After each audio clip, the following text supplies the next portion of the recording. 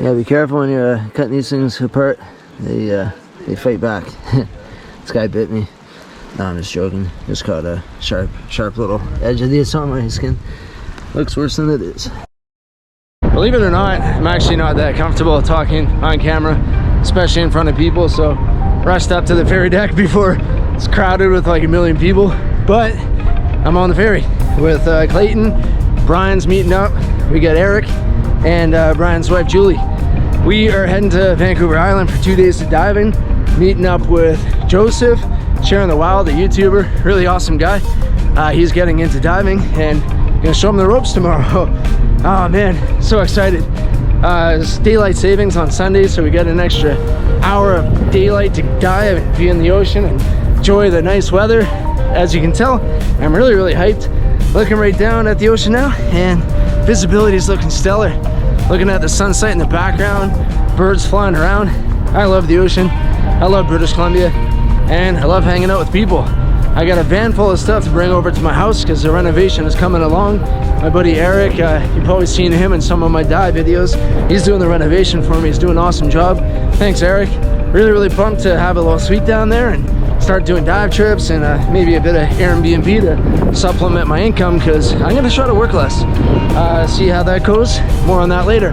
But I'm gonna find Bryan. They took their own vehicle this time because mine's full. And we're gonna rendezvous with them and see what the plan is for tonight. So catch you in a couple minutes. We've actually been running all over the ferry trying to find Bryan here. A little bit of a hack. Hit up Twassa Mills, get a mucho burrito, save yourself some money and eat some better food than ferry food, and dodge the lineups too. That's what we did. But I think we found the guys. Clayton's laughing at me. The ferry ride was smooth. We got a 20-minute drive. Gonna get in around 8:30. Probably just play some board games, watch a show. Get some shut-eye and wake up nice and early. And find a spot to dive. We're not really positive where we're going. We want some bivalves, we want some crab, maybe some greenling. Gonna have a cookout tomorrow night. Who knows, maybe some sea cucumber as well. But the ocean is calling, and we're gonna answer.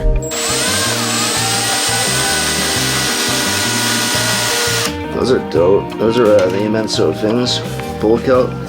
Yeah, those are gorgeous. Oh yeah, those looks pretty nice, man. Still need to be glued. Yeah, they look really good though. I'm just nervous about gluing them because I only got one shot. Yeah, no, that's it, man. You don't want to screw it up. I like that sound. Yeah. Good way to hand the clip. Well, like, no, like half last night. Yeah.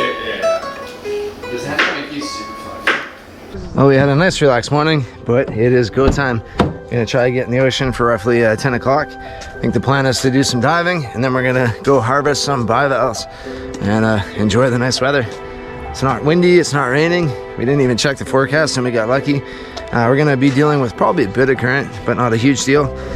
Joseph, I think I said this last night, but in case I didn't, he is new to diving, and it's gonna be really fun to introduce him to this sport and show him in the ocean. One of my favorite local spots here. So we're gonna hit the highway and get cruising. We just pulled up here and the conditions look bomb. You know, it's really sunny out, no wind, looking at the water, and it looks flat calm. We get extremely lucky. I think we're all gonna have a really good dive. Doing a quick recon here, and oh man. Yeah, you can see bottom at that's probably like at least 7 meters there. Dude, I've been to this spot probably like a solid, I don't know, 30, 40 times, and never gets old. I feel like a kid waiting for Christmas. I can't wait to jump in and hopefully see that heart crab that I missed last time. Hopefully find that decorated war bonnet and that octopus, that big guy that I saw in the footage but not in person. I forget who it was, but thanks to the commenter who pointed that octo out, because I completely missed it and I probably watched that clip solid 15 times. Pumped, Eric, what? So pumped. Great viz, great sky. It's looking great. How about y'all? Are you excited? Yes. It's gonna be nice. It's so much fun. Have you dove on the island or first time? First time. Nice, that's exciting. How about you, Bryan? I'm stoked. I love this spot. The day is beautiful. Can't get any better. The water's clear. Yeah, let's hope it stays that way. So it's all leading up to this moment, man. How are you feeling? Oh, excited, man. I'm really excited. It's gonna be awesome, man. I'm pumped for you. Yeah. Yeah, man, it's gonna be a lot of fun. As many are aware, diving in British Columbia can present its challenges. However, sometimes the stars align and the conditions behave. That was the case on this day, and what a way to introduce Joseph to cold water diving in the Pacific Northwest. I didn't waste any time. I immediately descended down roughly 10 meters to start my search for that decorated war bonnet and heart crab. I saw some copper rockfish and a guarding male on an egg mass, but unfortunately, my target sights went unseen. Oh well, I wasn't holding my breath anyways. Metaphorically, that is. I'm still pretty stoked on this footage. We got pretty lucky with the visibility too. I rarely see Cabezon here, but this was the second one I saw back to back. I know this spot pretty well, and last time I was here, there was a large egg mass with a guarding male. Looks like another one bites the dust, as not a trace was left. This egg mass was still intact, but again, no guarding male. I'm thinking the sea lions are the culprit. This male kelp Greenling isn't complaining though. They prey on egg masses and are preyed on by Lingcod. Win-win for the Greenling. I also found that ledge where the octopus was, but no one was home. However, it didn't take me long to find a consolation prize. Although not as large as the one I missed, this little GPO was absolutely adorable. Look at its little eyes.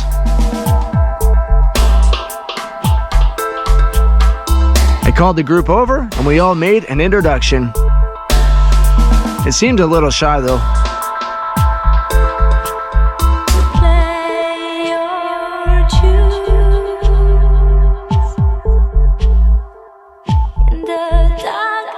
Joseph was a natural in the water. It didn't take him long before he started pointing out things to me, like the sunstar. I'm seeing more and more in this area, which is a positive sign.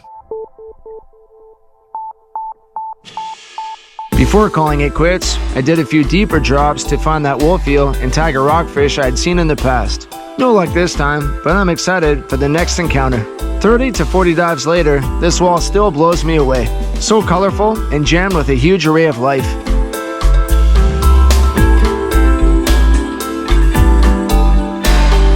I don't think this spot will ever get old.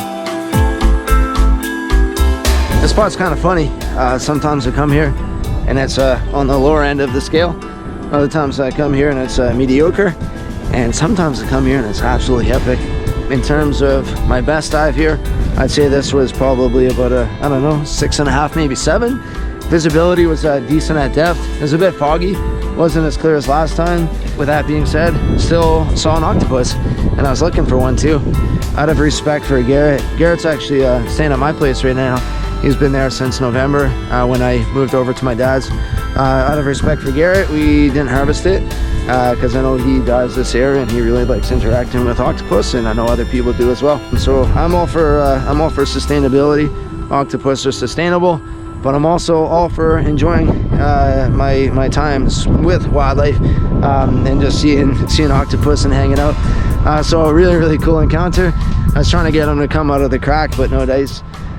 Fun time nonetheless. A bit cold, so warming up. We're gonna hit up a clam bed and look for some oysters. Maybe snorkel around for some Dungeness as well. Really fun bringing Julie and Joseph here, introducing them to the sport. Or at least introducing Joseph to the sport. It's a really rewarding feeling for me. And I know through these YouTube videos I can inspire people to get into the ocean, and the more people that get in the ocean, the more people that care. We'll see the change in the ecosystems, and I'm sure they're gonna change their lifestyles and inspire other people to do the same. So I'm just paying it forward. A lot of people in the past inspired me to live a sustainable lifestyle through videos and footage. So cool to have this platform. Gonna warm up. I saw some mussels. I'm gonna quickly check the app and make sure they're open, but if they are, I'm gonna grab some mussels off the shore here and then cruise to the second spot. Not the biggest, but be able to have a bit of a snack. Regardless, some fresh protein right out of the Pacific Ocean. Just wrapped up at that spot. Now we're going to another because we're diehard. I think the plan is to actually get in the water. We're gonna have some people looking for Dungeness and Redrock, and then I'm probably just gonna focus my efforts on oysters and bivalves.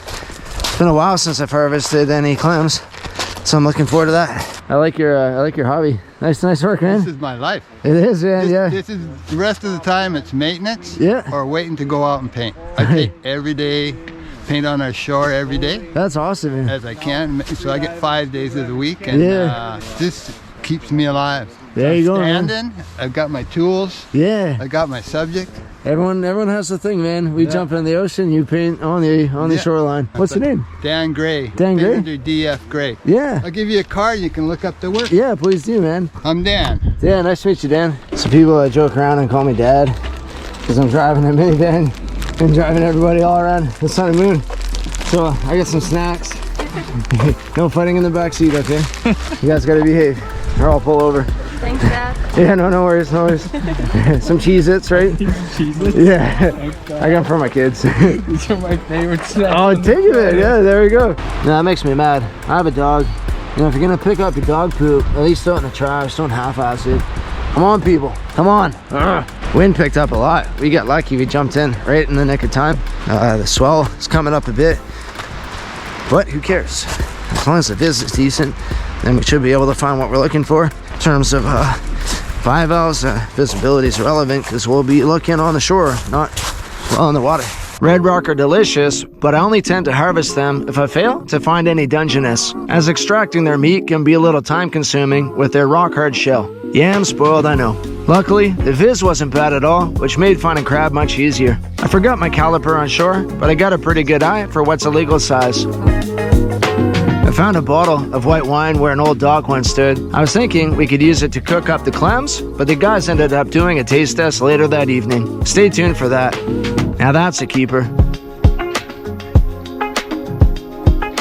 And this guy? Pretty close. I could be right on the money, man. Yeah, let's try it anyways. We could always let it go after. Close but no cigar. He was under. These oysters, on the other hand, were well above the 5 centimeter thickness requirement. I don't like talking into the GoPro with the how's it going because the volume never really picks up properly. It's really muffled, but better than nothing. So long swim, but we're at the spot. Gonna dig around for some manillas. Grabbed already quite a few oysters, got a few crab. The other guys right now are looking for some Redrock Dungeness. But I love digging in the mud, so that's what I chose to do. Gonna have a good meal tonight, and well deserved. It's 2 o'clock right now. I haven't had any food today. I'm on my last legs, really hungry. But I gotta shed some weight, so cold water, a lot of exertion, good exercise, so hopefully I can trim it off sooner than later, because I'm feeling pretty lousy nowadays. Thank you, Pacific Ocean. Thank you to whoever the creator is of planet Earth. I like to think there's a higher power. What that looks like, I don't know. But kudos to Mother Nature at minimum.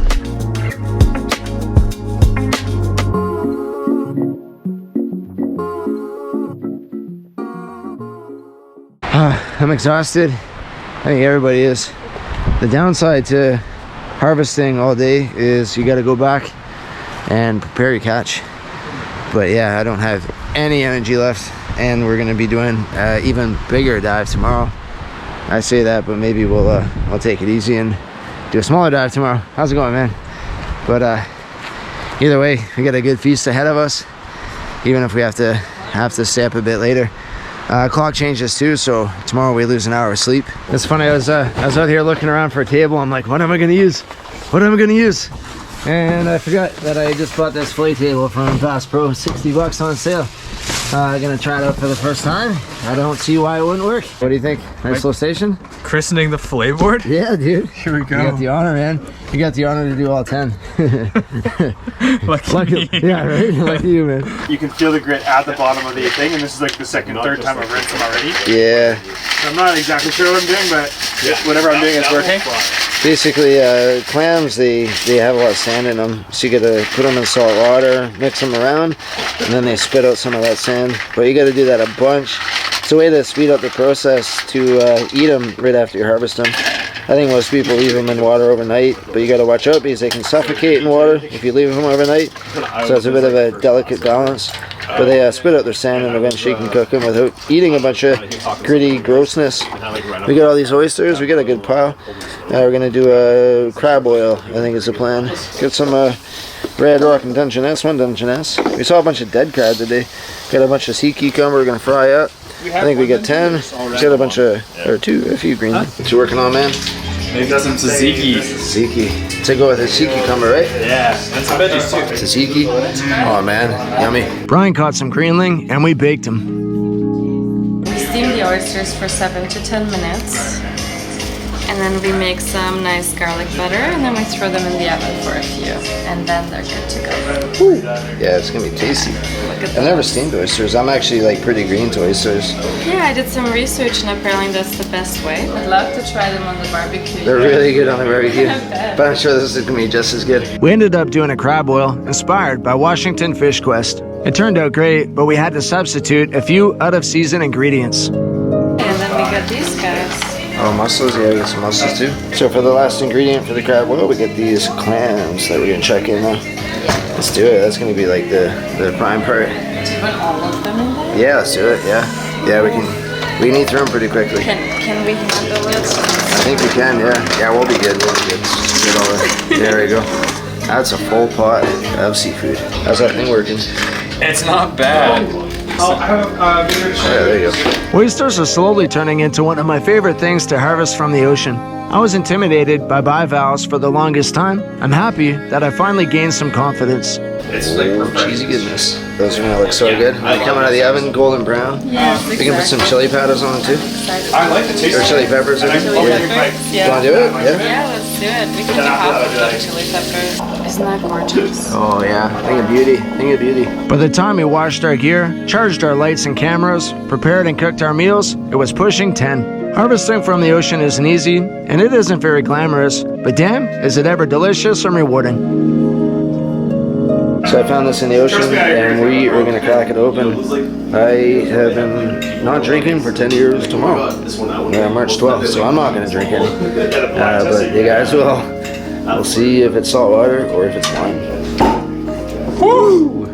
Well, it's definitely sealed. Yeah, it's definitely sealed. Do you smell it? Give it a smell. It smells like the sea. Oh, does it? But the cork smells like very winey. Oh, yeah. Not as salty. Okay, so it might just be the exterior of the bottle that you're smelling. It looks pretty good. It looks clean. Well, it smells like a clam, but fine. Cheers, everybody. Cheers.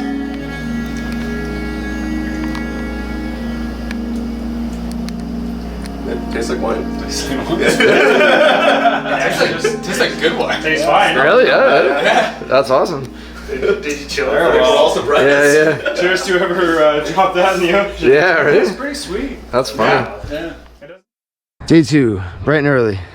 We all went to bed pretty late last night. It wouldn't have been a huge deal, but it's daylight savings or fall back, I forget the expression, but we get an extra hour in the evening. That's all I know. And I'm stoked because that means an extra hour of diving in the evening, and I can probably hit up the ocean after work. So that's a game changer this time of year. It's one of my favorite days of the year for that matter. It's really, really nice day. We got an hour and a half drive. So we're not really sure what the conditions will be like out there, but hopefully comparable. Today is going to be fun. I know it's going to be fun. Today is also a big day for me. Kind of. I'm 10 years without alcohol. So March 12th, 2013, I quit drinking and I don't regret it whatsoever. I know I made a video on this a couple years ago, but Alan Carr's Easy Way to Stop Drinking. Read that book halfway through, didn't want to sip, and put it down. And before that, I probably can go 2 or 3 days without a drink. And when I did, I felt deprived, and yeah, kind of put myself in a constant revolving door of damned if I do, damned if I don't.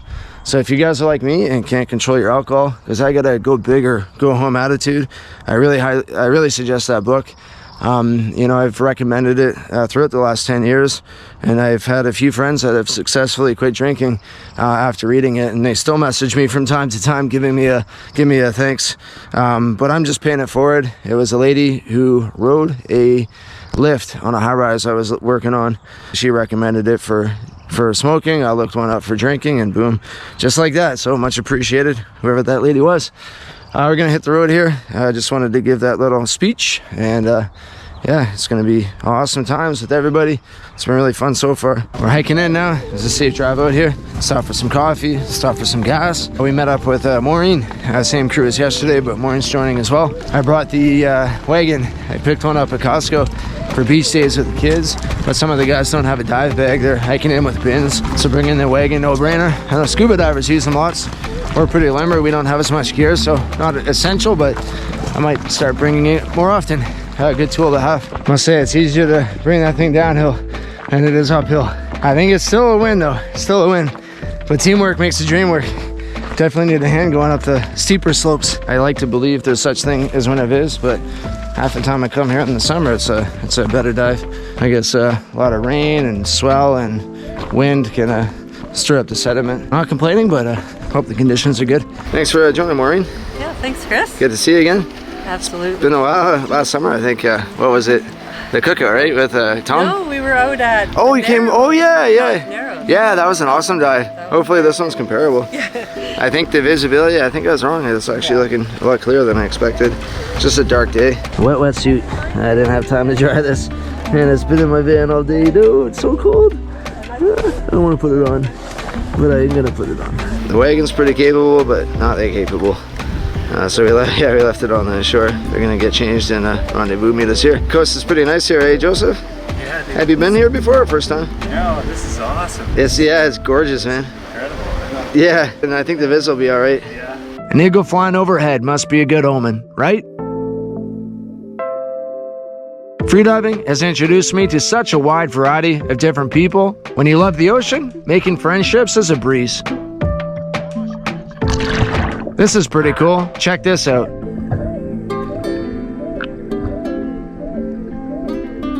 Hey, what's that?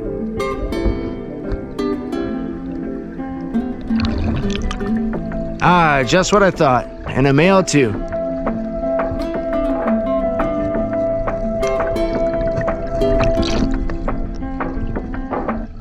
My lucky day. Or was it? Pretty good start. So there's no legal size for Puget Sound King Crabs. But like this guy, I don't know. I'm not gonna keep him. It's tempting, but I've had crab before, you know. I just don't want these guys grabbing one if I'm gonna put it back, but yeah, we'll let it be. A while ago, a bunch of us sent emails to the DFO asking if they would consider implementing an annual limit, say 4, for Puget Sound King Crab. They didn't seem too concerned about their populations and basically said an annual limit wasn't necessary. I said in that Harvesting 101 video that I wouldn't grab more than 8 per season, but I've since revised that number to 4 and only 1 from any given spot. I think I'll make an updated video. The anemones here never cease to amaze me. The colors and diversity are memorizing. I can see how my content could get a little dry if you've been watching my channel for some time. Hey look, another anemone. But for me, I could relive these moments for an eternity. So much to learn, so much to see. Maureen was the first of us to find a keeper-sized Puget. Lucky her, we were all stoked. I saw some Lingcod, but not one rockfish. Clayton and I partnered up and explored some deeper terrain. The intertidal was pretty sweet too. On the way up from a deeper drop, I found this guy clinging onto a ledge. This one was a much bigger size. Although there's no legal minimum, which seems bonkers to me, the general consensus among the community is to let the smaller ones go. Let them grow old, produce some offspring, before removing them from the environment. Pugets do have to be male, which this one was. The DFO provides zero guidance in sex identification, so check the link in the description. The one downside to finding a crab is you'll have to swim it back to shore, a small price to pay. I only came across this one egg mass, and it was in the process of being devoured. Too bad. Rainbow stars are my favorite sea star off our coast. The texture and colors are super neat. Not too sure what's going on here, but these cute little hermit crab also stole my heart.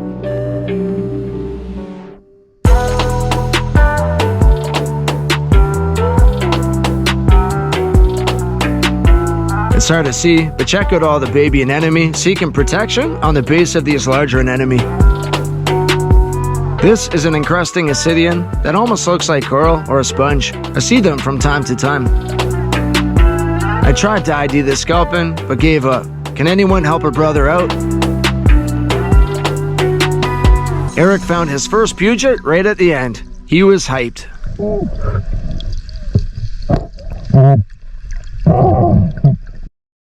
How deep was that guy? It was about 3 meters. 3 meters? Oh wow. Very deep. That's beautiful. Really nice crab, Maureen. Yeah, it's gonna taste great. Good day in the ocean. I got a crab. We came here with a big group and we said, okay, everyone partner up. If you find one, you split it with a buddy. I think that's fair. You know, if you're coming down here or any location for that matter, your group of 2, sure, 1 each. You're going with 4 people, I'd say 2, divide them. Come with 8 people, yeah. You know, walking away with a bunch of crab when the populations are unknown and the life expectancy is unknown. I'm sure it is still sustainable because there's no commercial fishery, but you still want to be smart and don't want to screw up a small little spot. So be smart when you guys are harvesting. But my wife, she's gonna be really happy that I got this. She's been home with the kids and she loves crab. So this is for you, Jasmine. Love you. Yesterday I harvested blue mussels. Today I'm harvesting California mussels. Just a fun fact, blue mussels have a limit of 75. California, the bigger ones, they have a limit of 25. They're a lot bigger. Go for the small ones. The big massive ones, they're too meaty. The smaller mid-sized ones are my preference. So I got 2 options. Option A is I go on the ferry and I smell like piss. And we got a long drive ahead of us, taking the ferry back to Tsawwassen. Got to drive and probably gonna wait in the lineup. So that's my first option, which doesn't really sound ideal. My second option is get into the ocean in, what is it, March, without my top on and flush out the wetsuit. So, not ideal either, but I think I'm gonna take the second option and flush my wetsuit out. Yeah, I'm not going for cold water. But I also don't like smell like urine. My buddy Vaughn, he eats the inside of that stuff. And apparently it tastes good, so I'm gonna try it out if I can keep this cool enough to make it worth my while. Do you wanna see what I got? Yeah. Let's go see. Come here. I think you'll be excited, okay? That's called king crab. King crab? You wanna try something? Yeah, it's pretty cool, isn't it? Look at it, Taya. Oh, you right, buddy? Do you wanna see the crab? I touched it. You don't wanna touch it? We're gonna cook that for dinner, right? I'm gonna check it out, look. We got some California mussels. Ooh, yeah. Yeah, those are gonna be good too. I know, they're so good. Those. I gotta eat these. You want to see? You're gonna eat them? We'll see. You wanna see it, buddy? It's called a mussel. Can you see mussel? Mussel. Oh, you did it, buddy. Do you wanna hold it? No.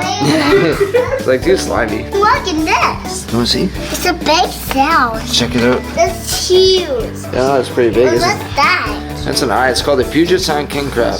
Can you see that? Pig crab. Yeah. So I'm all for utilizing all my catch, and I'm also for trying new things.